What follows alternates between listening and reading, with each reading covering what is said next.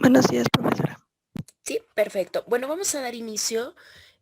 La sesión pasada, bueno, el miércoles pasado estábamos hablando de todos los sujetos procesales que se encuentran obviamente interactuando dentro del derecho penal de manera general y obviamente en el proceso penal.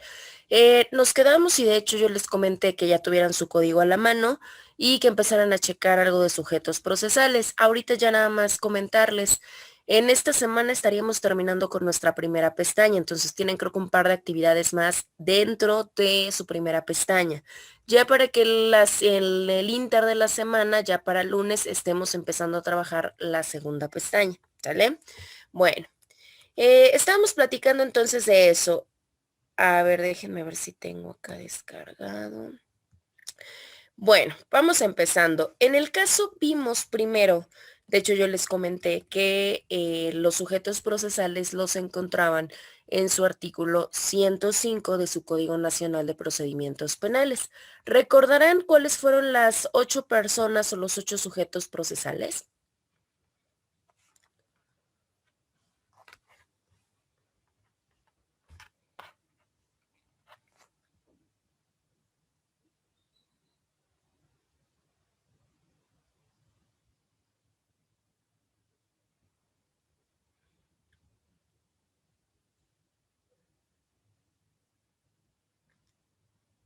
¿No? Jessica, ¿recordarás cuáles son, bueno, si no los 8, algunos de los sujetos procesales? Sí, profa. Era lo que era la víctima o el ofendido, la persona que iba a ser el asesor jurídico, el imputado, el que iba a ser también el defensor. Me parece que también estaba lo que era el Ministerio Público. También venía haciendo lo que era la policía.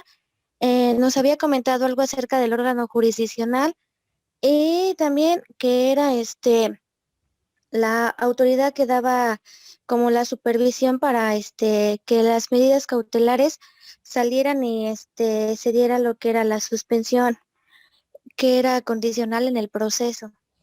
Efectivamente, verdaderamente, así como lo acaba de comentar su compañera, en el artículo 105 nos menciona exactamente esos 8 sujetos procesales. Decíamos que algunos eran de relativamente nueva aparición, ya que en el anterior sistema no se encontraban. El ejemplo más claro que teníamos era la cuestión del asesor jurídico y ya de una manera muy puntualizada, pues obviamente la autoridad de supervisión de medidas cautelares y de suspensión condicional del proceso. Los demás de manera general los hemos venido manejando desde el sistema inquisitivo con la misma situación. Obviamente con un poquito más de detalles, pero de ahí en fuera se han manejado. En el caso del órgano jurisdiccional, yo les comentaba, y eso lo vamos a ir viendo conforme vayamos avanzando en el curso, anteriormente solo teníamos una autoridad jurisdiccional, o sea, un juez.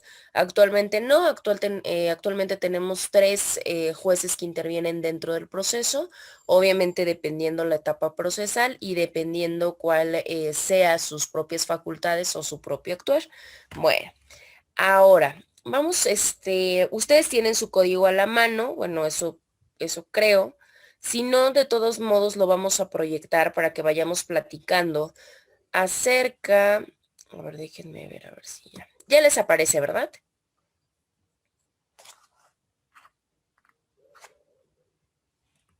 Sí, profesora. Sí, perfecto. Bueno.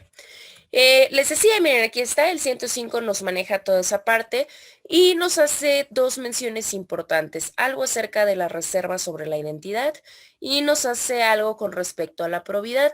En el caso de la primera, obviamente tiene que ver con una situación de protección de datos con respecto a la identidad, que quiere decir que no se puede de ninguna manera poderle decir a algún tercero que no se encuentra con interés jurídico algún tipo de información confidencial, sobre todo la que tiene que ver con la cuestión de los datos de identidad o de los datos personales a cualquier otro tipo de persona que pueda estar relacionada o indistintamente de la situación dentro del proceso.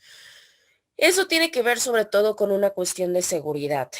Varias veces hemos visto de una manera dolorosa que hay información personal o información de identidad personal que se ha traspolado con otros individuos y esto ha puesto en riesgo no solamente la integridad, sino hasta la propia vida de diferentes testigos. No sé si recordarán, esto salió en noticias hace algunos años, cuando recién estaba iniciando Centro de Justicia por acá, por la 11 Sur.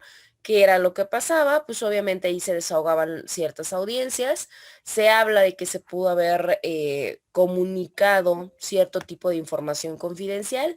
La persona sale de bueno, iba a ser testigo dentro de la audiencia, sale a realizar un movimiento en una plazuela o en una plaza comercial que está enfrente y a la persona la matan, la privan de la vida fuera precisamente de esta plaza comercial. Cuando se hacen las investigaciones se dan cuenta que verdaderamente había salido de Centro de Justicia, en donde iba a ser un testigo muy importante en un asunto relacionado claramente con la delincuencia. Entonces, obviamente, con toda esta parte de terceros que no se encuentren legitimados, pues obviamente se hace la puntualización de que no se puede comunicar ningún tipo de información. Ahora, si esta violación llegara, porque cuando hablamos de la violación de reserva de identidad, cuando ésta se pudiera dar por servidores públicos, claramente tendrá que ser sancionada. Dependiendo la consecuencia, puede ser una cuestión administrativa o en su defecto, pues también puede ser una cuestión penal. Ahora, cuando se trata de personas que por alguna razón se sustraen de la acción de la justicia, ¿qué quiere decir cuando hay fugas de por medio? Ahí sí se admite la publicación de los datos de identificación. ¿Para qué? Pues claramente para que se pueda ejecutar la orden de aprehensión o la orden de comparecencia, dependiendo sea el caso. Ustedes lo han visto cuando hay alguna persona que se fuga, ¿no? ¿Qué es lo que pasa? Pues tiene que haber una comunicación muchas de las veces, no solamente entre autoridades, porque entre las autoridades tienen un principio de colaboración, por decirlo de alguna manera, sino que también con la sociedad. Por eso muchas veces hemos visto, o ustedes han visto en noticieros y demás, es más, ustedes han ido a la propia fiscalía, ahí pueden encontrar los boletines de las personas que están sustraídas de la justicia y que son buscadas por la misma. Lo encuentran a través de datos personales, obviamente nombre, edad, alias, y alguna otra descripción física que pueda ayudarnos como particulares a denunciar o como autoridades a lograr la aprehensión de este tipo de personas. Sería la única excepción a través de la cual se puede violar esta cuestión de protección a la identidad. Por otro lado, tenemos la cuestión de la probidad. ¿Qué es la probidad? La probidad tiene que ver con una cuestión de tener que acelerar o de tener que no demorar propiamente el procedimiento. Por eso nos dice que los sujetos del procedimiento que tengan la calidad de partes, en este caso ya hablamos de cuáles, deben de conducirse con probidad, que quiere decir que no tienen por qué tener planteamientos dilatorios. ¿Qué quiere decir? Que dilaten, por eso se llama dilatorios, que de alguna manera obstaculicen, ya sea de carácter formal o de carácter material, algún tipo de ejercicio de derecho o de facultad.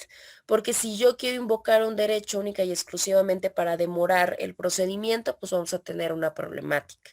Y bueno, ¿quién es el que tiene la forzosa facultad de tenerlo que llevar de una manera mucho más expedita? Pues claramente el juez o los jueces. Ellos sí tendrán de una manera muy, muy puntualizada procurar que siempre se respete, que el procedimiento se lleve de una manera regular y que claramente pues todo lo que se ejercite pues sea de una buena fe. Bueno, posteriormente a ello ya tenemos la cuestión de la parte de la víctima u ofendido, ¿sí? Aquí es muy importante porque claramente el código nos da, sin meternos más allá a un estudio profundizado, nos dice que se puede considerar como una víctima y que se puede considerar como un ofendido. Nos dice que la víctima del delito va a ser toda aquella persona que de cierta manera es un sujeto pasivo, ¿sí? ¿Qué quiere decir? Que resiente de una manera directa sobre su persona la afectación que me produce el delito, que me produce la conducta delictiva. Sin embargo, por otro lado, tenemos la cuestión del ofendido. El ofendido como tal pues va a ser aquella persona que puede ser no solamente física, también puede ser moral.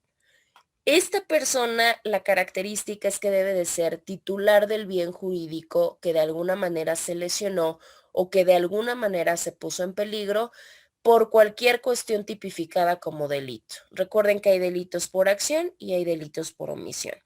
Entonces, cualquiera de estas dos son consideradas como la parte de este sujeto pasivo, tanto víctimas como ofendidos. Una de las diferencias importantes es la lesión de manera directa o la lesión de manera indirecta. ¿Por qué? Porque en el caso de las víctimas lo hacen de una manera directa, en el caso de los ofendidos puede ser que no se haga de manera directa.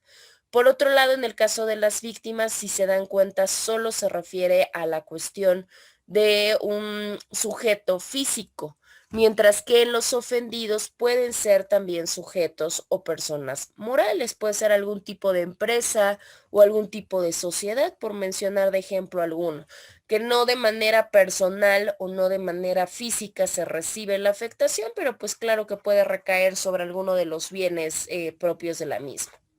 Bueno, ahora, ¿qué pasa? Y nosotros, si mal no recuerdo, sí lo platicamos la otra vez. Llega a suceder que en algún momento la víctima u ofendido por alguna razón provocan la muerte, ¿sí? En este caso, pues es imposible que la persona concurra de manera personal a ejercitar sus derechos. En ese caso no quiere decir que quede completamente impune o que ya no se pueda hacer nada, sino que se empiezan a considerar como ofendidos, por eso les decía, los que sufren la afectación de manera directa o indirecta, como en este caso. Se les considerará entonces como personas ofendidas las personas que el código nos entrega en un determinado orden. El orden es muy importante porque muchas de las veces puede llegar a concurrir una persona en donde les pueda decir que la víctima ya está muerta y que si algo se puede hacer y quién sería la persona indicada para ir a solicitar que se ejerciten los derechos. Bueno, pues primero que nada tenemos al cónyuge, segundo tenemos al concubino, a la concubina o concubinario, en tercero tenemos el conviviente, en cuarto tenemos aquellos parientes que se tiene la relación de manera consanguínea. Esto puede ser, es en línea recta y puede ser de manera ascendente o descendente. No hay ningún problema. En este caso específico, la autoridad penal no pone alguna restricción porque nos dice que es sin limitación de grado, o sea que puede ser un hijo, un nieto, un bisnieto y demás, o puede ser un abuelo, bisabuelo, etcétera. Pero sin embargo también faculta a todos aquellos parientes por afinidad, ¿sí? O por alguna cuestión civil, como puede ser la figura de la adopción, o cualquier otra persona que de alguna manera pueda tener alguna relación afectiva con la víctima. ¿Qué es lo que procura la autoridad? Pues que claramente esta situación no quede impune y se pueda dar una gran cantidad de variantes para que las personas que se queden que se crean con el carácter de ofendidas, pues puedan llegar con la autoridad y poder solicitar sus derechos. Ahora, interesante porque la realidad es que toda aquella víctima o toda aquel ofendido tiene como tal todos los derechos, o sea, tiene todas estas situaciones que en el ordenamiento se le puedan reconocer. O sea, todo aquello que pueda gozar la víctima, también lo puede gozar el propio ofendido. Ahora sí, ¿cuáles son los derechos que nosotros visualizamos dentro de la parte de la víctima o del ofendido? Una de las primeras y más importantes es la cuestión de la información de derechos. Claramente recordemos que las víctimas pues no tienen en su mayoría de veces pues el conocimiento acerca de esta parte. Entonces una de las cuestiones primordiales es que tiene que ser informado acerca de sus derechos. Recordemos actualmente pues cualquier decisión judicial tome tiene que ir fundada y motivada, entonces obviamente se tiene que dar la información. Posteriormente tenemos la cuestión de que el Ministerio Público, auxiliares, jueces, tienen que facilitar el acceso a la justicia. ¿Qué quiere decir? Que tienen que actuar con diferentes tipos de principios y de características, como las que están viendo en pantalla, que ustedes ya se encargaron de leer en casa. ¿Qué quiere decir esto? Muchas de las veces había muchas trabas por parte de las autoridades, sobre todo por parte de los ministerios públicos y demás, en cuanto a que la persona pudiera acceder o pudiera ingresar a la justicia, a los servicios más bien. Actualmente no, actualmente se trata por lo menos de tener un poquito más de preparación y de énfasis a que las autoridades tienen la completa obligación de tener que facilitar esta parte. Posteriormente también tiene que ver mucho con la parte del derecho a la información y obviamente de la información de los derechos, pero para que de alguna razón, y esto es muy importante porque se maneja mucho sobre todo en la cuestión de delitos que atentan contra la libertad sexual, específicamente en mujeres, y va muy relacionado con la parte de la perspectiva de género. Esta fracción nos dice que uno de los beneficios, nos tienen que informar de los beneficios y uno de ellos es ser precisamente atendidos por personal del mismo sexo o algún sexo que la víctima propiamente elija cuando lo requieran propiamente y que tienen que recibir no solamente una atención médica, que era lo que pasaba, sino también una cuestión de atención a psicología de urgencia y una asistencia jurídica a través claramente de la figura que hemos resaltado ya algunas veces, que es precisamente la figura del asesor jurídico. Obviamente esto pues nos ayuda mucho a facilitar la cuestión propia de lo que tiene que ver con el ejercicio de derechos. Es muy importante, ¿por qué razón? Por una razón básica. Vamos a poner un ejemplo de delito sexual, pues en el caso de violación. Obviamente en el anterior sistema era muy complicado que la víctima pudiera concurrir a levantar precisamente una denuncia. ¿Por qué? Porque obviamente lo primero que se hacía era, por un lado, una revisión forzosa, una revisión médica, pero imagínense el trauma o una cuestión de shock que la víctima generaba por el suceso que había acontecido y luego ser revisada en este caso por un varón. Pues la verdad es que era muy complicado, por eso muchas de las víctimas, gran parte de las veces ni siquiera denunciaban. Por otro lado, pues imagínense, y aparte de todo eso, pues tener que relacionarse con un ministerio público que tenía que estar preguntando y preguntando y preguntando una serie de cosas. Entonces, la realidad es que el proceso se volvía muy complicado y se hablaba de la figura de la revictimización. Obviamente la victimización que la víctima ya había sufrido por el acto y posteriormente la revictimización, o sea, una doble victimización ahora por parte de las autoridades que técnicamente estaban ahí para proteger y hacer justicia. Entonces, la realidad es que no estaba funcionando bien. Por ello, pues incluyen este tipo de cuestiones en las cuales, pues sí se tiene eh, digamos que la situación de que una persona del mismo sexo, en este caso si la mujer decide o que la persona médico legista que me pueda revisar sea una mujer, lo solicita y se tiene la completa obligación. ¿Por qué? Porque se encuentra dentro de los derechos de la víctima.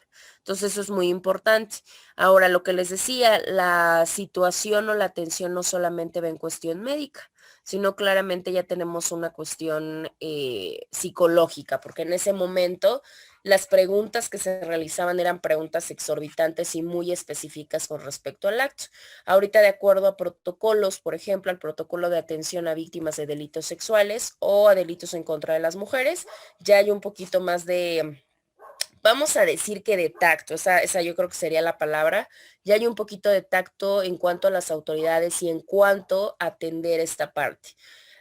Apenas acudí a una conferencia virtual por parte de otra institución donde estábamos con un fiscal especializado de atención a víctimas de feminicidio, obviamente ya especializado en la investigación, y comentaba acerca de esta parte específica de qué tanto se daba la atención personal a solicitud de la víctima por personas, en este caso profesionales del mismo sexo, y dice que sí, que las autoridades por obligación sí tienen completamente que responsabilizarse, y si no, pues claramente pueden ser acreedores hasta de sanciones por no respetar este tipo de derecho. Entonces, de que se puede, sí se puede indistintamente de la carga de trabajo.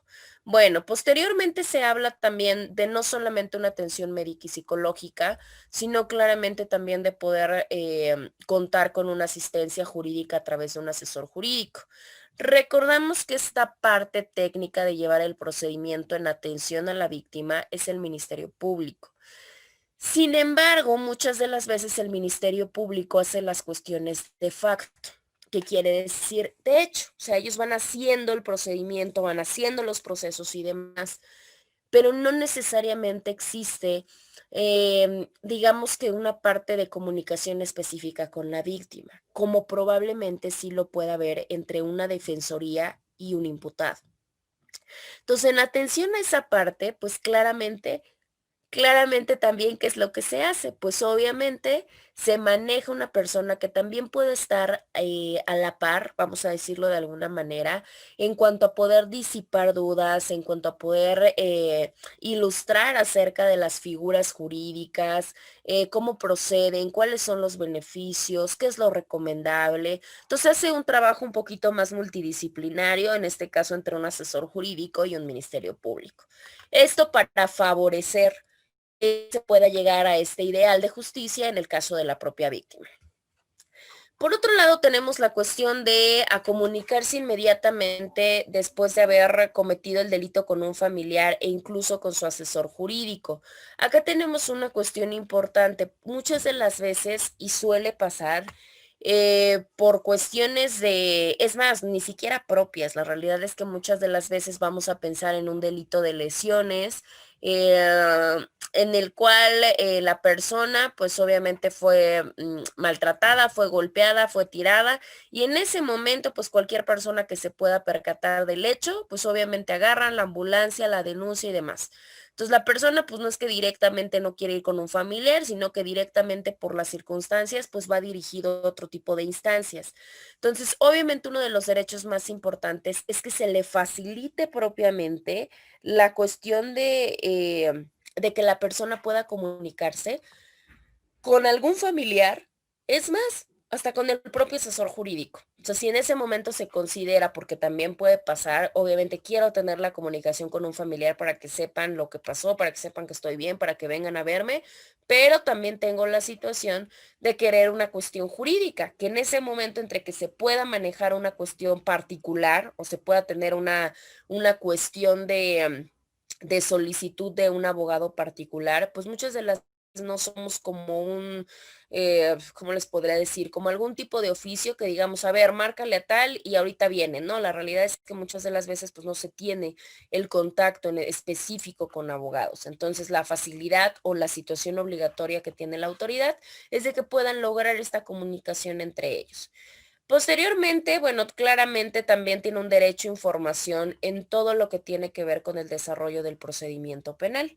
Esto, pues claramente lo tiene que hacer el asesor jurídico por una parte, el MP o en su defecto el juez, dependiendo la información que requiera y obviamente dependiendo la etapa en la que nos encontremos.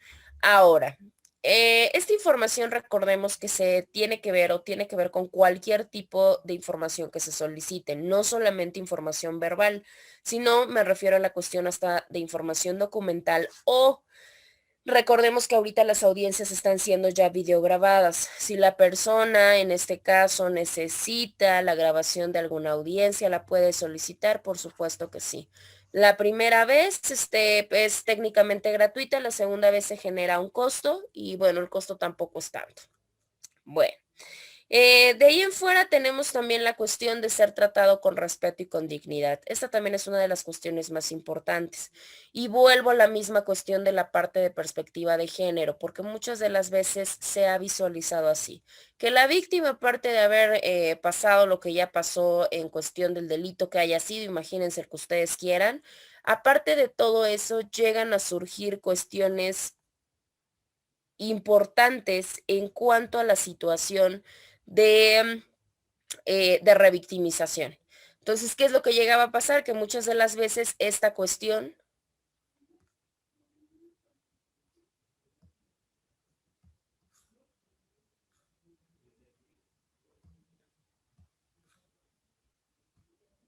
perdón, es que estaba clara la tablita. Les decía que muchas veces lo que llega a pasar o lo que llegaba a pasar, digo, esperemos ya en estos momentos no sea así, pero antes lo que llegaba a pasar, sobre todo cuando se hablaba de el extravío de personas, o sea, personas perdidas. Muchas de las veces cuando las víctimas eran mujeres y obviamente los familiares reportaban las desapariciones, pasaban dos cosas importantes. La primera era que se remitía a la situación de, ha pasado un día, o sea, hay que esperarnos 3 para, igual le aparece, ¿no? Ese era un lado. O sea, se dilataba la cuestión. Y otra de las situaciones importantes era que se cuestionaba mucho la vida de la víctima. ¿Qué quiere decir? Pero no se habrá ido con el novio. Señora, su hija tenía novio, que sí, y no se habrá ido con el novio. Yo digo que se debería ir con el novio. Era una persona que le gustaban las fiestas, de seguro se fue de fiesta. O cómo vestía. No, señora, pues es que entonces, ¿cómo le explico? Entonces, la realidad es que había mucho tipo de no respeto, se ve mucha falta de respeto, mucha falta de empatía, mucha falta de muchas cosas, bueno, aparte de preparación de las autoridades propiamente. Entonces, obviamente ya de los derechos actuales, de acuerdo a protocolos y de acuerdo a muchas legislaciones ya, se incluye precisamente esa parte, en que de hecho si ustedes ya tuvieron la oportunidad, porque ya lo vieron, en su Código Penal del Estado de Puebla, precisamente en delitos relativos a la libertad sexual, es más específicamente violación, se pudieron percatar que uno de los requerimientos importantes es que no se tiene derecho a juzgar a la víctima ni por conductas anteriores o posteriores al hecho delictivo. Entonces, esto va muy encaminado a esa parte. Recuerden que también ya tenemos activación de protocolos, obviamente ya tenemos una cuestión, es más, vámonos más lejos en la cuestión de menores. Recuerden que ahorita ya no te tienes que esperar 3 días, se solicita que se active el protocolo Amber y de manera inmediata, pues obviamente se tiene que solicitar ya esta parte de rastreo y búsqueda del menor. Entonces empieza a pasar como este tipo de cosas que ya se manejan las cuestiones con más dignidad, con el trato a la dignidad, no solamente de la víctima, muchas de las veces a los familiares, o en este caso, porque más allá de cargar con el dolor de la situación que están pasando por el familiar, muchas de las veces tienen que cargar también con la parte de los actuares, o sea, estas partes de como lo comenté en un principio, lo que es la actitud y la aptitud, o sea, no solamente tenían que cargar con esta parte de que eran unos ineptos que no sabían, aparte de eso, tenían que cargar con la cuestión del trato. Entonces, la realidad es que se ha tratado de humanizar el procedimiento dentro de lo posible, o por lo menos en una mayor manera. El asesor jurídico, recordemos que es una cuestión gratuita, o sea, eso también cabe mencionar. El asesor es un funcionario, no un funcionario no porque no trabaja de manera específica, sí, pero pues obviamente es de manera gratuita, o sea que la víctima no tiene que pagar absolutamente nada y esto puede ser la utilización de figura en cualquier momento del procedimiento, no es necesario que lo haga desde el principio. Obviamente trato sin discriminación, esto tiene que ver con la parte del respeto también, pero ya un respeto contra la dignidad humana, y obviamente que no haya ninguna actividad, ninguna actitud que pueda de alguna manera eliminar o menoscabar propiamente los derechos de las víctimas. Siempre tiene que haber una protección a derechos de manera indiscriminada. Acceder a la justicia pronta, gratuita e imparcial, por supuesto, lo que yo les comentaba, la atención se tiene que, sin importar, yo no puedo decirle a un familiar que tiene una víctima desaparecida, no, señora, probablemente se fue por el novio, con el novio, no, para empezar, aparte, no lo tengo, tiene que ser recepcionar y elaborar la cuestión de la denuncia o la querella. Solamente, no tengo que meterme más allá a mis opiniones personales ni mis como funcionario. Muy importante a participar en los mecanismos alternativos. Yo les había comentado, una de las características primordiales del sistema es buscar que se anule toda la parte de procedimiento, de este procedimiento tedioso, largo, caro, etcétera. Se busca mucho privilegiar ya que los conflictos se puedan solucionar sin llegar propiamente a los procedimientos o a los procesos, solamente que se quede en una situación de mecanismos alternativos de solución de controversias, como la conciliación, etcétera. Entonces, tienen que participar los funcionarios mucho en esta parte y obviamente una de las cuestiones pues es que la víctima, si así lo desea, ese es uno de sus derechos. A recibir de manera gratuita asistencia de intérpretes o traductores desde la primera etapa hasta la última etapa, siempre y cuando pues claramente la víctima o tenga algún tipo de problema con comprender el español o pertenezca a algún tipo de grupo de carácter indígena o étnico. Por supuesto, actualmente recuerden que no se puede aceptar una declaración si la persona no llega a hablar o a dominar el español no quiere decir que o no pueda hacerlo, o sea, no pueda rendir su declaración o no pueda formular su denuncia o se haga como se crea. No, se tiene forzosamente que mandar a llamar a algún tipo de traductor o algún tipo de intérprete. Ahora, si por alguna razón la persona, en este caso la víctima, tiene algún tipo de discapacidad, es uno de sus derechos que se tenga que adaptar o se tengan que hacer ajustes al procedimiento para que se puedan salvaguardar de alguna manera sus derechos. Esto ya dependerá de cómo lo visualice y de cómo lo resuelva el juez. A que se le proporcione asistencia migratoria, esto también es muy importante. Esto por cuestión de tratados internacionales.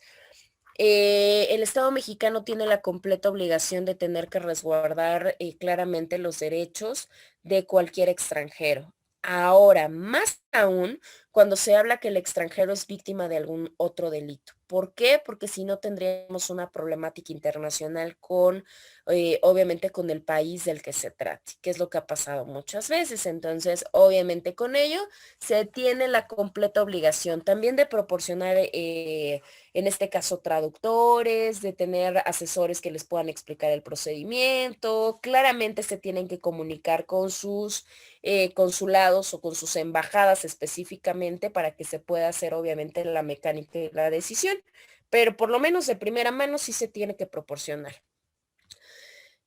A que se reciban todos los elementos o todos los datos de prueba en cuanto a la parte de la investigación y en cuanto a la parte de las diligencias, pues claramente yo como víctima, siempre y cuando reúna los requisitos legales, tienen que recepcionarme todas aquellas pruebas que yo tengo. No me las pueden desechar o viceversa, no admitir por cualquier cuestión, o sea, tendré fundado y motivado.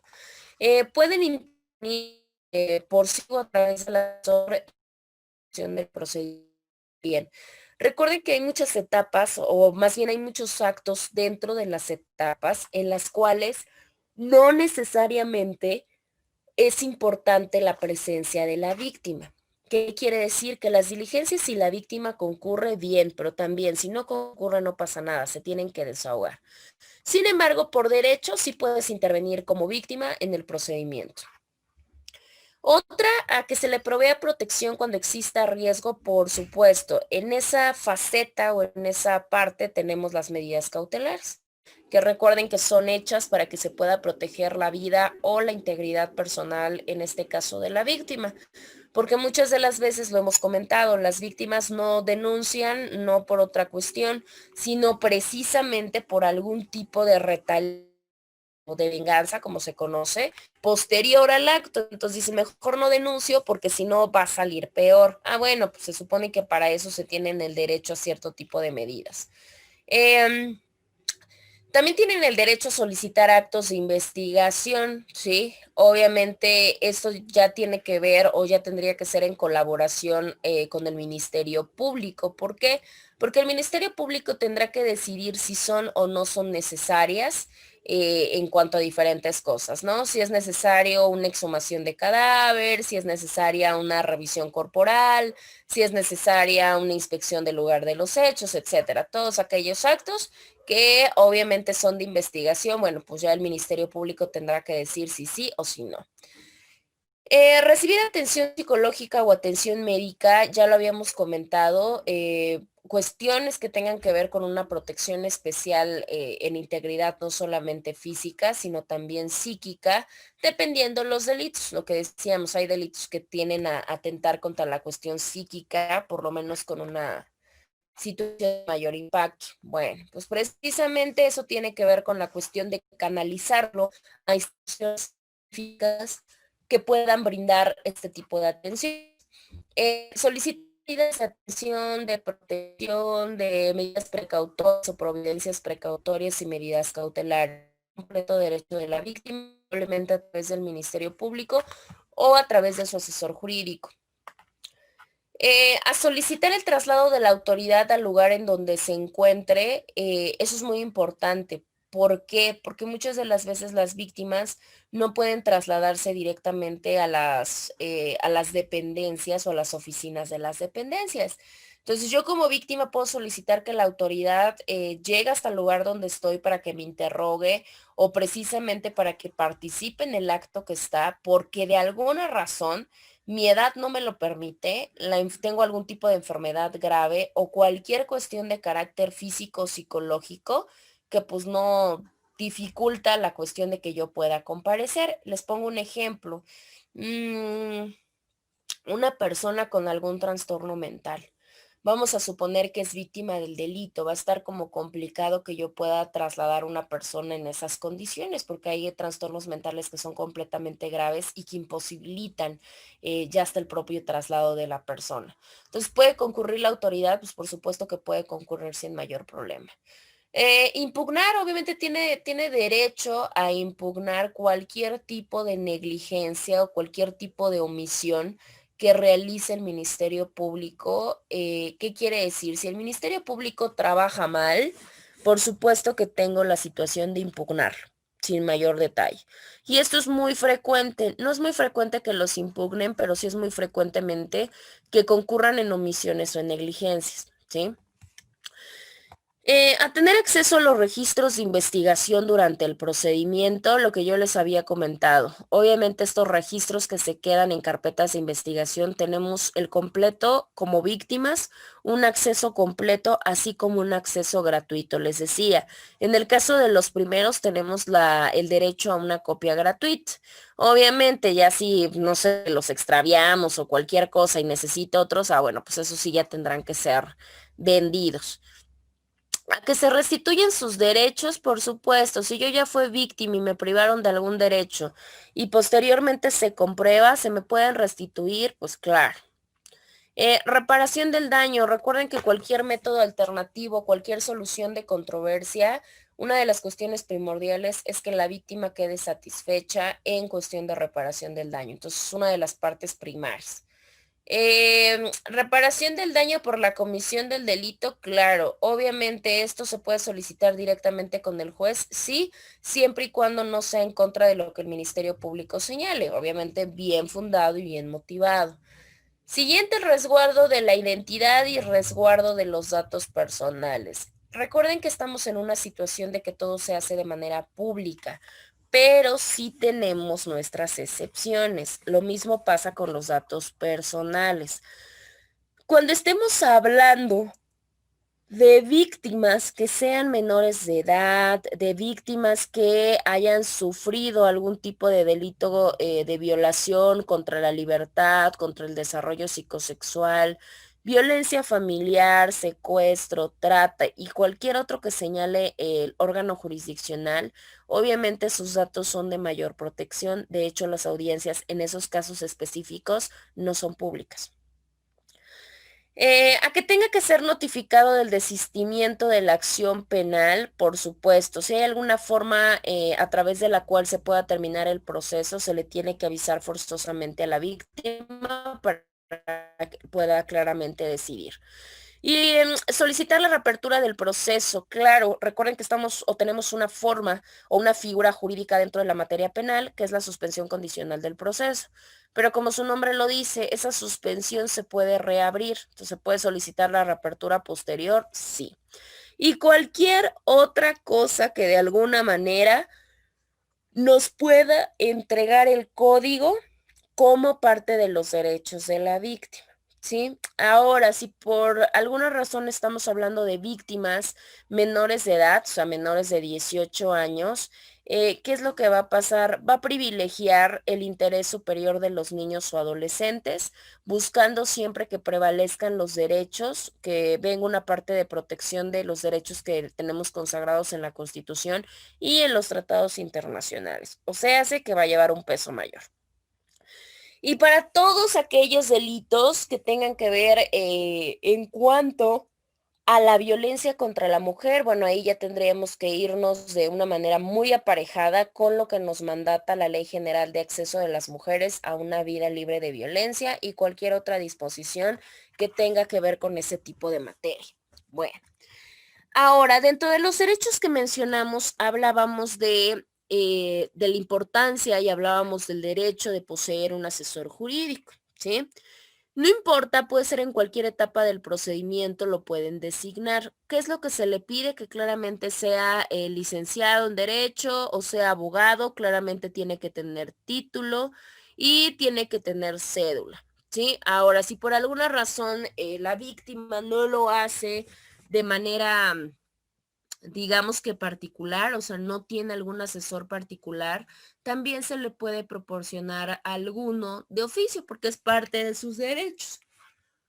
Ahora, cuando la víctima o el ofendido tenga que ver o esté dentro de una comunidad indígena, claramente el asesor jurídico no puede ser cualquiera, o sea, no solamente bastaría con que fuera abogado, sino que también tendría que saber acerca de la lengua y acerca de la cultura de esta comunidad de donde pertenece la víctima, ¿sí? Ahora, si por alguna razón no se pudiera, porque pues también puede pasar, ¿qué es lo que va a hacer? Puede ser asistido de un intérprete que tenga algún conocimiento de esto mismo. Ahora, ¿para qué sirve? Porque eso es muy importante, porque hemos mencionado mucho la cuestión del asesor, pero podemos decir nosotros, bueno, ¿y como para qué nos sirve? Bueno, básicamente el asesor jurídico, además de asesorar, como su nombre lo dice, ayuda a que pueda orientar el procedimiento, orientar a la víctima, pero también que puede intervenir en cierto tipo de cuestiones del procedimiento penal, obviamente siempre privilegiando que es en representación de la víctima, ¿sí? Ahora, eso no es obligatorio, eso también cabe mencionar. No quiere decir que porque así lo estipule nuestro código es obligatorio. Es una figura que puede o no puede existir en el procedimiento. ¿Qué quiere decir esto? Que la realidad es que puede haber o no necesariamente un asesor jurídico. Por eso se dice que las víctimas pueden actuar por sí o a través del asesor jurídico. ¿Sí? Obviamente esa sería una de las cuestiones importantes. Y ya, pues, ¿qué es lo que se busca con toda esta parte? Pues que puede existir en algún momento que la víctima pueda solicitarle al juez que como medida provisional, si así lo permite el hecho, se nos puedan restituir de bienes, de objetos, de instrumentos, etcétera, o restablecer las cosas en el estado que guardaban previamente a la comisión del delito. Bueno. Hasta que pregunto, ¿tienen alguna duda en cuanto a los derechos de las víctimas?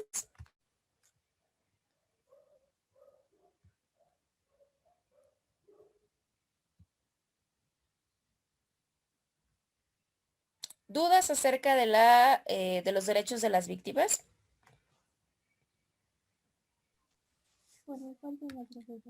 Perfecto. Bueno, vamos a seguir avanzando entonces. En un segundo. Ok, acá tenemos la cuestión de los sujetos procesales. Ahora vamos a pasar ya con el siguiente, que en este caso ya terminamos con la víctima, pasaríamos con la parte del imputado. El imputado decíamos que hay que tener mucho cuidado porque la realidad es que conforme van pasando las etapas del proceso, va cambiando la designación o la denominación. Pero el imputado va a ser aquella persona que ya el Ministerio Público señaló como un posible autor o como un posible partícipe de un hecho que la ley señala como delitos, ¿sale? Y el acusado, decíamos que el acusado ya se convertía en el momento en el que ya se formulaba la acusación hasta el momento que la persona ya tenía sobre su persona una sentencia, ¿sí? Bueno. Decíamos que una de las cuestiones más importantes como derecho del imputado era precisamente la cuestión de la declaración. Decíamos que la declaración se puede emitir en cualquier tipo de etapa del procedimiento, no forzosamente al inicio. En cualquier caso, podrá realizarlo o en su defecto ante el Ministerio Público o ante el órgano jurisdiccional, dependiendo la etapa. Claramente siempre en presencia del propio defensor. Ahora, aquí vamos a pasar otra vez nuevamente al código para poder profundizar un poquito más en eso. Aquí está. Aquí están los derechos. Si nos podemos percatar, pues al igual que los de la víctima, pues también son varios. Una de las cuestiones importantes es la cuestión del principio de presunción de inocencia.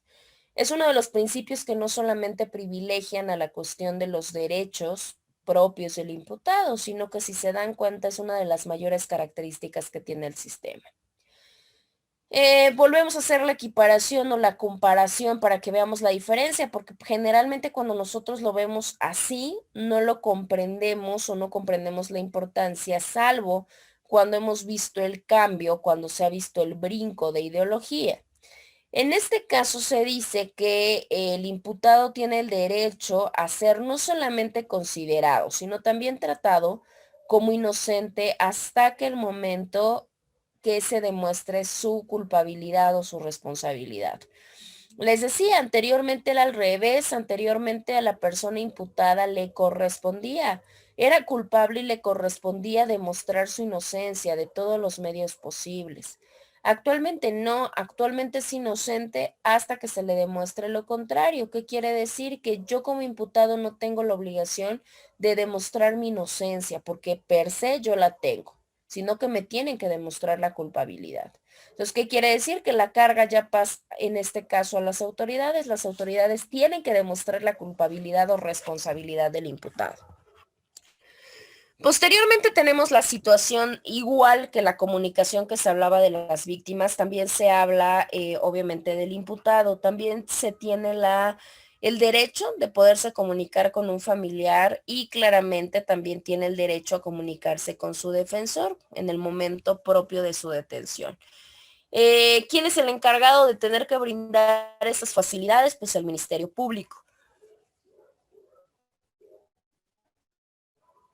Otro derecho muy importante es a la cuestión de declaración, pero se tienen dos vertientes. Puede ser que la persona decida declarar o en su defecto guardar silencio. Si así lo decide propiamente la víctima, no va a existir ningún problema, ¿sí?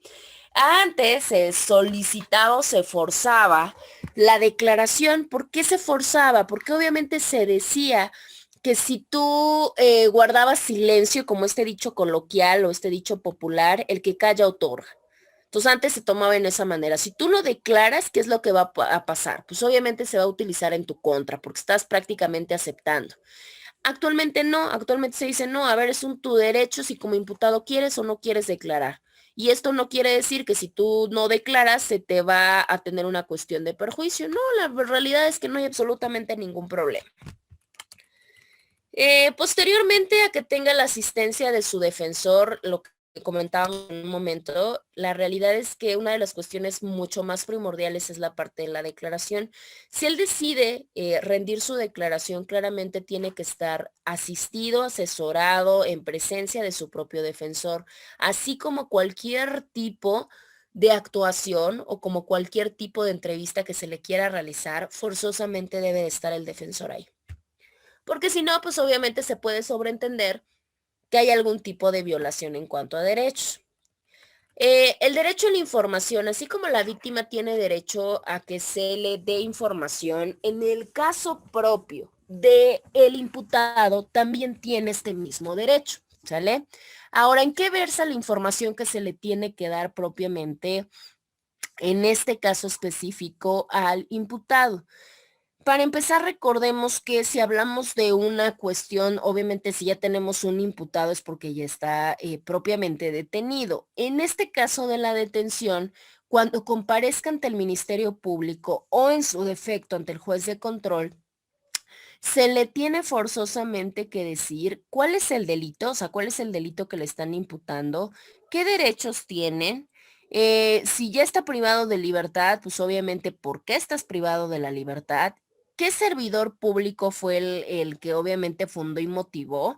Y claramente si hay una orden de aprehensión, tiene que estar forzosamente visualizada.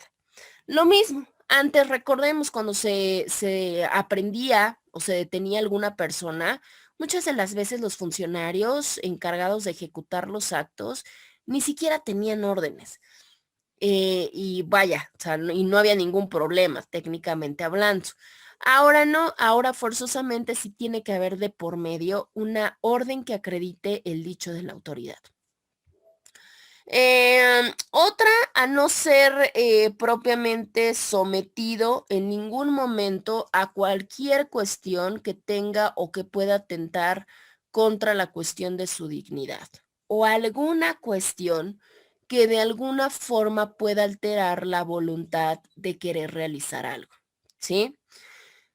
Indistintamente de la apreciación que nosotros podamos tener, porque la realidad es que muchas de las cuestiones, la forma personal es muy diferente, pero sin embargo recordemos que estamos en una área profesional y que hay estándares y hay leyes que se deben de seguir. Entonces, así como la víctima tiene derechos, pues el ofendido también. Podemos decir, perdón, en este caso el imputado también, podemos decir, bueno, pero es que en el momento a esta persona no le importó y demás. Sí, pero sin embargo, pues se tienen que seguir. A pesar de, a mucho pesar probablemente de las víctimas, a mucho pesar probablemente hasta de los funcionarios, pero pues tienen que seguirlo. No pueden alterar ninguna cuestión que ofenda su dignidad ni su voluntad. También tienen el derecho a poder solicitar una modificación de medida cautelar, por supuesto, sobre todo cuando la persona se encuentra en prisión preventiva. Otra de las partes muy importantes, antes la prisión preventiva era una medida como técnicamente muy efectiva y era una de las más solicitadas. Cualquier cosa, prisión preventiva, cualquier cosa, prisión preventiva. En la actualidad se trata que la prisión preventiva sea la última, o sea, del catálogo de medidas cautelares, también vamos a verlo si nos da tiempo más adelante. De todo este catálogo, la realidad es que no, o sea, se trata que la prisión preventiva sea como la última opción, ¿sí? Otra de las cosas, pues claramente tener el acceso igual a información de todos los registros de investigación. También tienen el derecho a tener una copia gratuita, a tener un registro fotográfico o en su defecto tener algún registro electrónico. No hay absolutamente ningún problema. Como tienen derecho a una defensa pertinente, pues no hay manera de que no lo hagan. A que se reciban todos los medios pertinentes de prueba. Lo mismo, obviamente si él tiene alguna prueba que pueda acreditar su no autoría o su no participación en la comisión del delito y decide presentarlo, tiene todo el derecho de hacerlo y claramente tiene todo el derecho de que se le tenga que aceptar, ¿sí? Em, a ser juzgado en audiencia por un tribunal de enjuiciamiento, acá tiene que ver con la parte de la temporalidad. Recordemos, también veníamos de unos procesos muy dilatorios, unos procesos larguísimos, unos procesos de años, o sea, unos que llevaban hasta 5, 3 años y todavía no tenían sentencia. Entonces, obviamente, con esta cuestión dilatoria y con esta carga de trabajo que se tenía y con esta sobresaturación del sistema penitenciario, se trata de dar un poquito más de rapidez. Entonces nos dice que precisamente tiene derecho el imputado a que sea juzgado antes de 4 meses si se trata claramente de delitos, y esto es muy importante que ustedes lo tengan presente. Si estamos hablando de que el delito que se le imputa es de 2 años de prisión o menos, en 4 meses ya tienen que tener sentencia.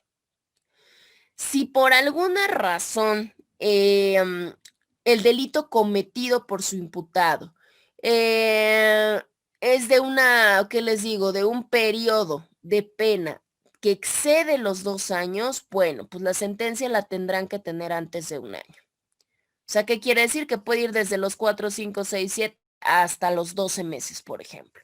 Pero no puede exceder esos tiempos. Eso es lo importante. ¿Sale? Entonces, una regla que ustedes sí se deben de aprender, sí es esa. Para que ustedes puedan ir midiendo si alguien les comenta o tienen, no, bueno, ustedes ya visualizaron su código penal, ya vieron que el delito que se acaba de cometer, pues no excede de 2 años de prisión. Ah, bueno, yo sé que mi sentencia la voy a tener en promedios regulares 4 meses. Si ya vi que es una problemática que tiene unos años de prisión de 6 años, de 7 años, pues ya me di cuenta que mi sentencia la puedo adquirir hasta casi un año.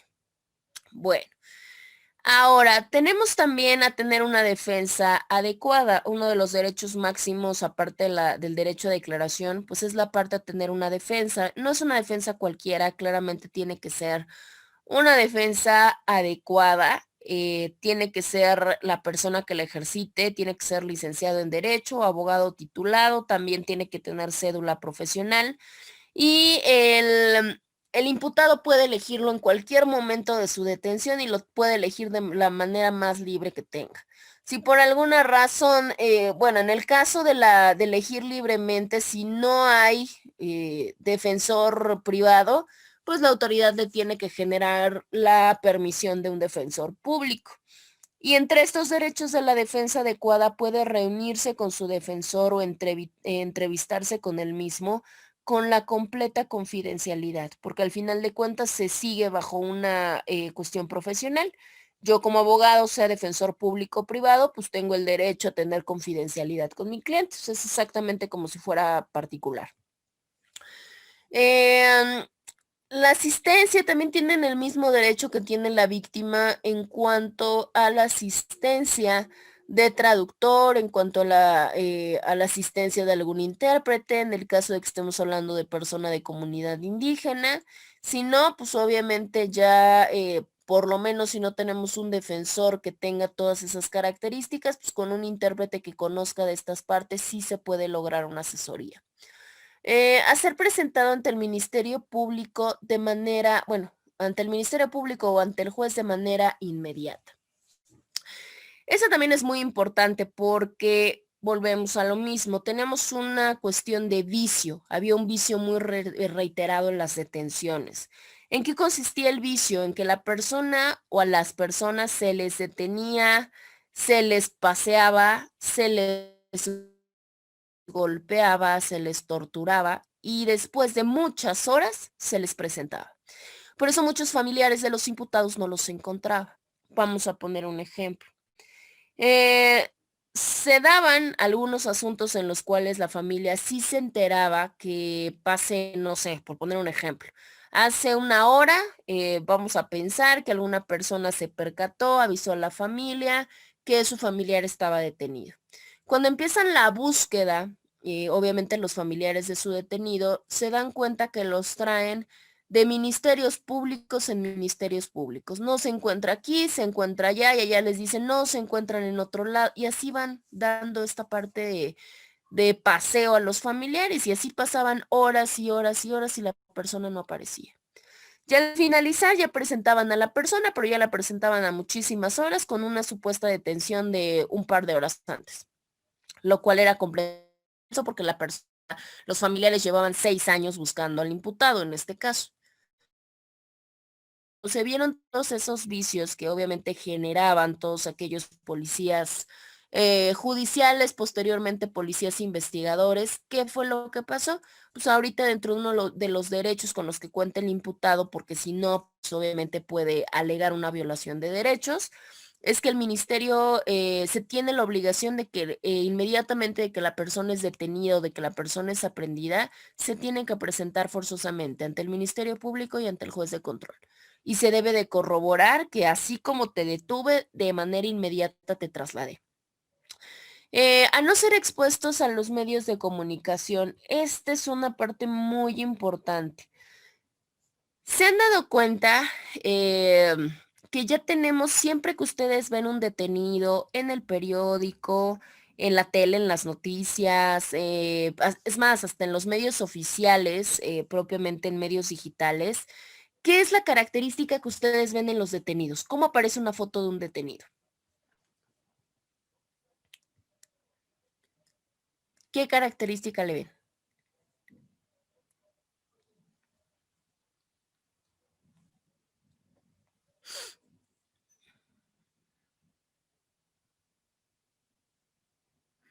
Esmeralda, ¿qué característica le ves a un detenido cuando estás viendo las noticias y te aparece su foto en la tele? Mm, Pues en su cara, porque también como que ponen cara de, ay, no sé, como serio, pero como de mala gana. Ah, bueno, esa parte de actitudes sí es muy lógica. Adelante, Claudia. Le cubren los ojos. Efectivamente, eso es lo que pasa. Tienen una especie de cintilla. Dime, Anet, ¿ibas a comentar algo? Sí, que también solamente ponen así su nombre y siempre les ponen una N. Efectivamente, acá ya tenemos las dos características importantes. La primera tiene que ver con una cuestión fisonómica, que quiere decir que obviamente se pone una especie de banda, vamos a decirlo así, que nubla la fisionomía de los ojos para que técnicamente no se puede identificar. Es medio extraño, porque la realidad es que luego dicen, se busca tal persona y le ponen la banda, entonces como que es medio extraña la parte. Y por supuesto, no se pone el nombre completo, se hace nada más la parte del nombre, el alias, y obviamente se le pone una N, así como de fulano N, o sea, como un desconocimiento de apellidos. No es porque la autoridad no conozca los apellidos, sino que como precisamente está en un mecanismo de trámite y como se supone que hay un principio de presunción de inocencia, yo no puedo exponerlo ante un medio de comunicación que va a haber muchísimas personas, porque de cierta manera lo estoy criminalizando. Eso única y exclusivamente lo voy a hacer hasta el momento en el que yo tenga mi sentencia de culpabilidad contra el imputado. De mientras, como técnicamente es imputado, no lo puedo hacer. Por eso, si se han dado cuenta, antes los medios de comunicación, periódicos, televisión, decían, fulanito, fulanita, menganito, una banda de ladrones, una banda de homicidas, una banda de esto.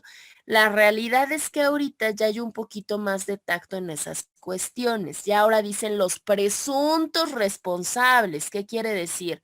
Los que pueden o no pueden ser. Y si no es muy delicado, porque si no se llega a hacer de esta manera, pues claramente hasta los medios de comunicación pueden tener algún tipo de demanda en su contra. ¿Por qué? Porque al final de cuentas vamos a pensarlo del otro lado. Por supuesto que es una cuestión criminalizadora muy fuerte. Imagínense que al rato me acusan de algo y no me demuestran nada y al final de cuentas se comprueba mi inocencia. Imagínense cómo yo quedo ante mis amigos, mi familia, mi colonia, mi escuela, etcétera. Cuántas situaciones de alguna moral, es lo que he visto, que esta criminalización muchas de las veces sí menoscaba la parte de la vida de las personas.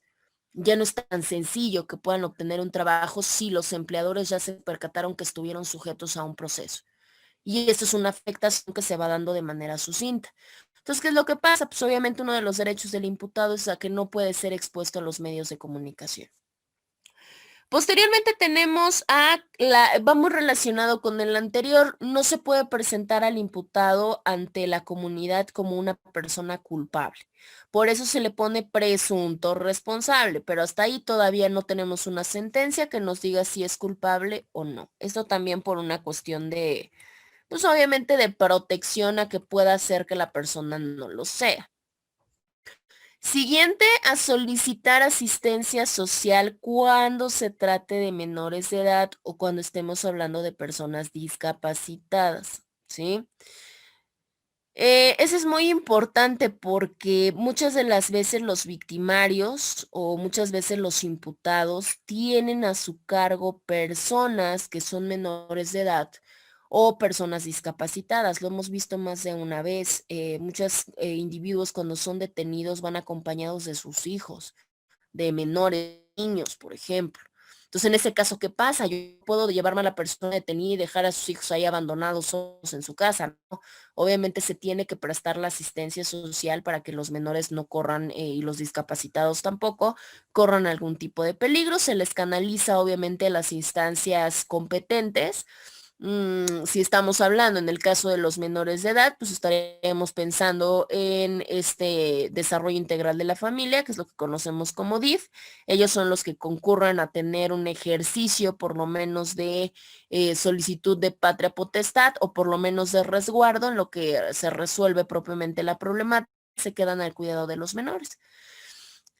A obtener la libertad, obviamente, cuando no se ordene la prisión preventiva. Por supuesto, si la medida cautelar no nos indica prisión preventiva, claramente, aunque la persona esté procesada, puede seguir llevando su proceso, pero en libertad. Si la medida cautelar ordena prisión preventiva, bueno, pues ahí sí no va a haber otra solución. Ahora, ¿a qué se puede informar a consulado, embajada? cuando se esté hablando de que se tiene un detenido que claramente tiene nacionalidad extranjera. Si el detenido por alguna razón tiene nacionalidad extranjera, se le tiene forzosamente que brindar asistencia migratoria. ¿Quiénes son los encargados? Pues en este caso las embajadas y los consulados tendrán que hacerlo competente, pero sí como Estado mexicano se tiene esa obligación. Y cualquier otra que nos pueda señalar propiamente el código de alguna manera. Sabemos que cuando el imputado tenga su cuidado, lo que comentábamos es un monumento, menores de edad, discapacitados, adultos mayores o cualquier persona que ejerza, perdón, que dependa de él, ¿qué es lo que va a pasar ahí? Para empezar, se busca si hay alguna otra persona que pueda ejercer el cuidado. Recordemos que de acuerdo a la parte civil tenemos también una delegación de funciones. Pero si no, pues ya el Ministerio Público tendrá que canalizarlo a las instituciones claramente que el Estado proporcione para que se pueda recibir la protección. Y la declaración del imputado, bueno, ya lo platicamos, lo puede hacer en cualquier momento, se le tienen que respetar los derechos y listo. Si el imputado le manifiesta a la policía que sí quiere hacer declaración, en ese momento la policía no lo toma, esto es muy importante. Tiene que comunicar de manera inmediata al Ministerio Público para que se le pueda recibir propiamente la manifestación. ¿Hasta acá tienen alguna duda acerca de los derechos del imputado? Por mi parte, no, profesora. ¿No? Muy bien. Bueno, pues vamos a seguir hablando de los sujetos procesales, pero ya no de la parte de los derechos, tanto de la víctima como del imputado. Ahora vamos a hablar qué pasa con la figura del defensor, que más allá de tener derechos, pues él le corresponde, como es un ejercicio de función, pues obviamente le compete más una cuestión de obligaciones. El defensor claramente puede ser designado por el imputado, ya lo platicamos, como derecho, lo ideal sería desde el momento de su detención. Ya comentamos que tiene que ser licenciado o abogado, bueno, ya hablamos esta parte de los títulos, y tiene que contar con su cédula profesional. Si no hay, o sea, porque puede no existir, o en su defecto hay una omisión en la designación por parte del imputado, bueno, en automático se le tendrá que nombrar un defensor público, ¿sí?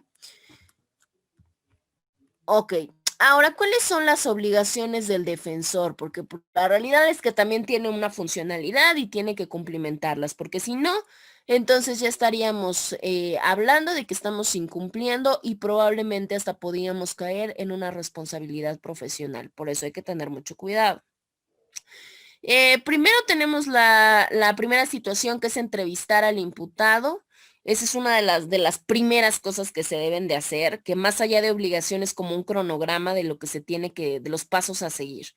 La primera es la cuestión de la entrevista al imputado. ¿Para qué nos sirve la entrevista al imputado? Pues claramente para conocer de primera mano o de manera directa la versión que tiene el imputado de los hechos, estos hechos que están sirviendo para que se le esté investigando.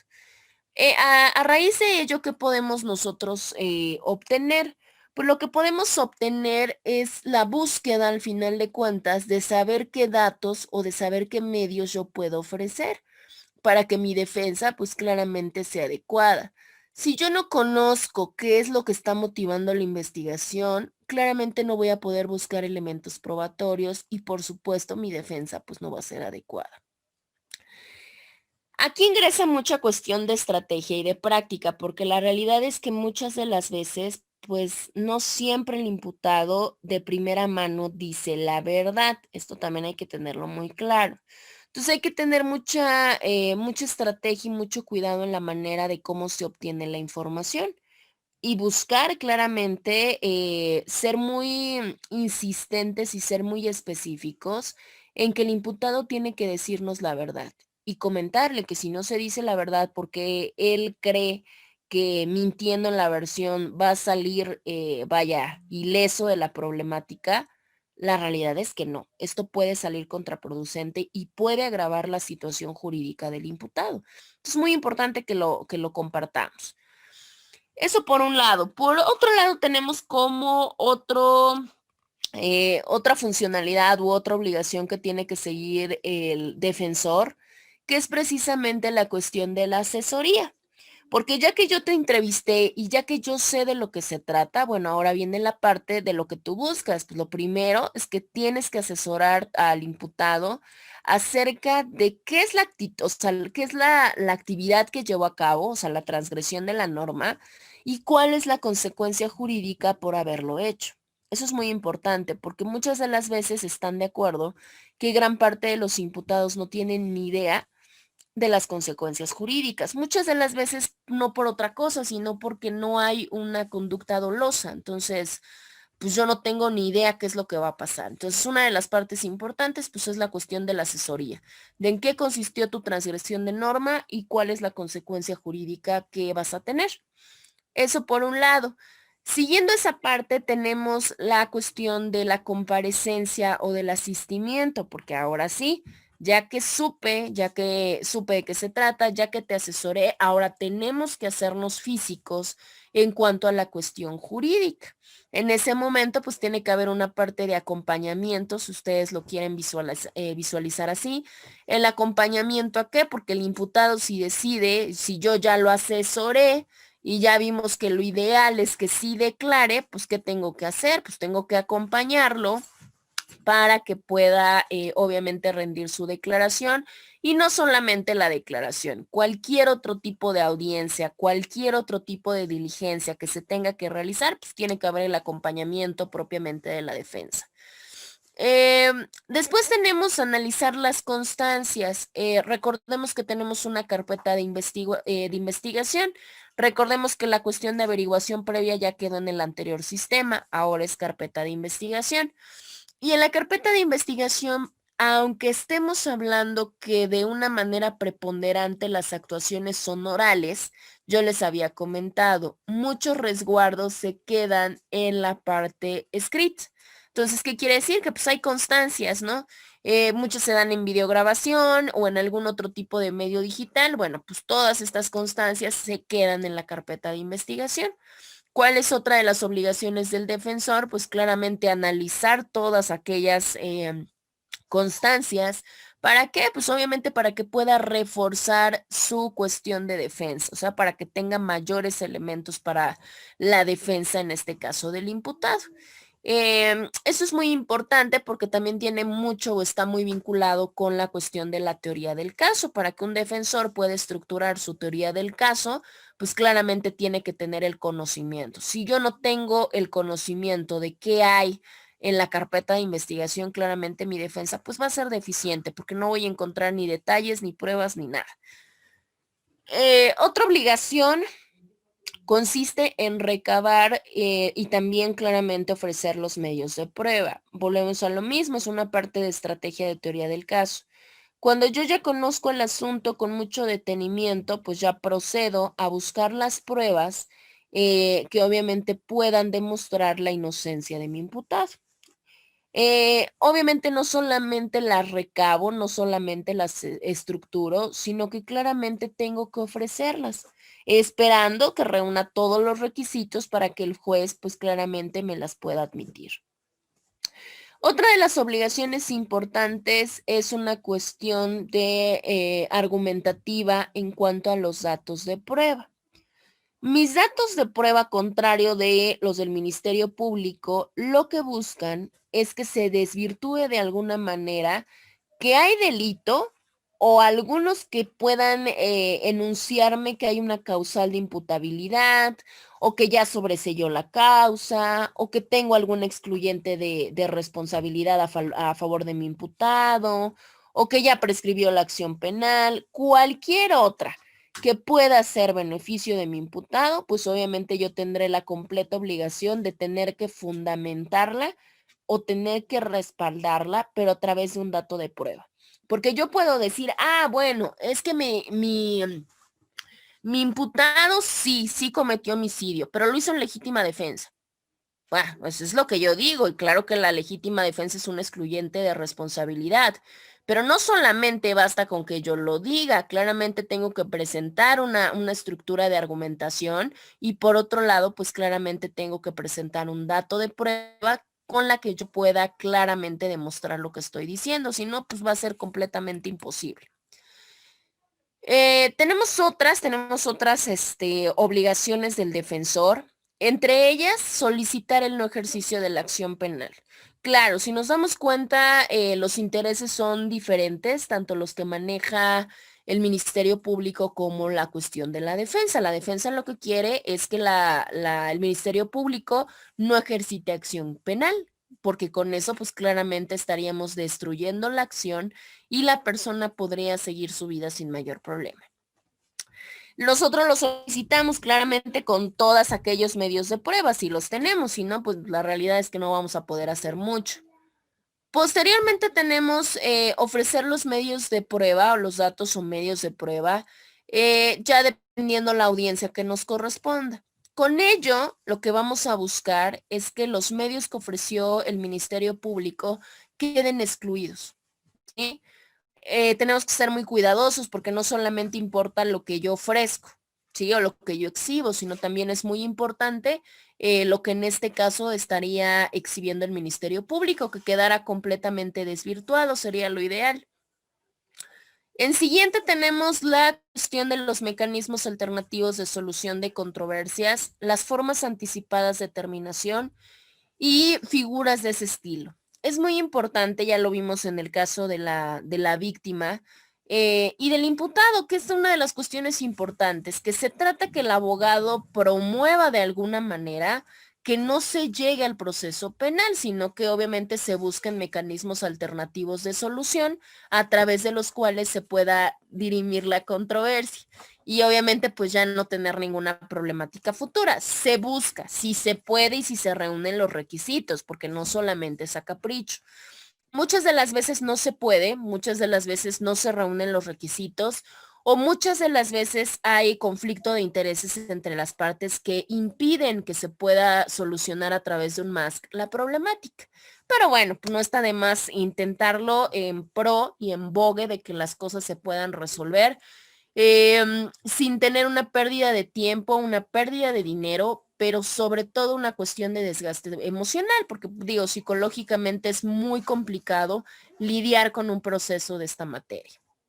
Bueno, vamos a dejarlo acá, ya nos quedamos en la fracción número 10, ya estaríamos analizando obviamente las siguientes 6 que complementan esta parte, y eso sí. Las siguientes 6 que complementan esta parte ya las estaríamos comentando en la siguiente sesión. Nada más denme un segundo para que busque su lista y ya puedan salir.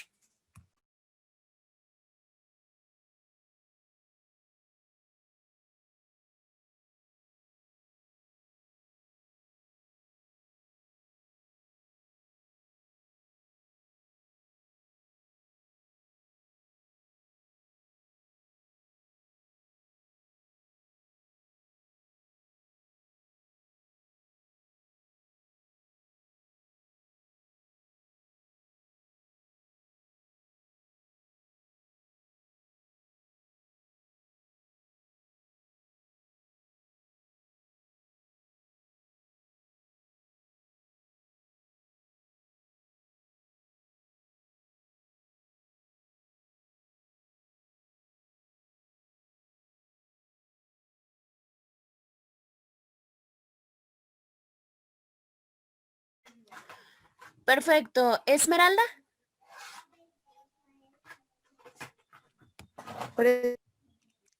Ok. Anet, Hernández Varela Anet. Presente. Lozano Castro Jessica. Presente.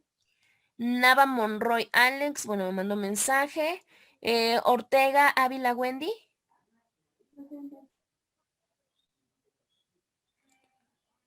Wendy, ¿está Wendy? Ah, perfecto, sí, es que te escuché muy bajito, Wendy, pero ya. Tlacomulco de Jesús Olivia.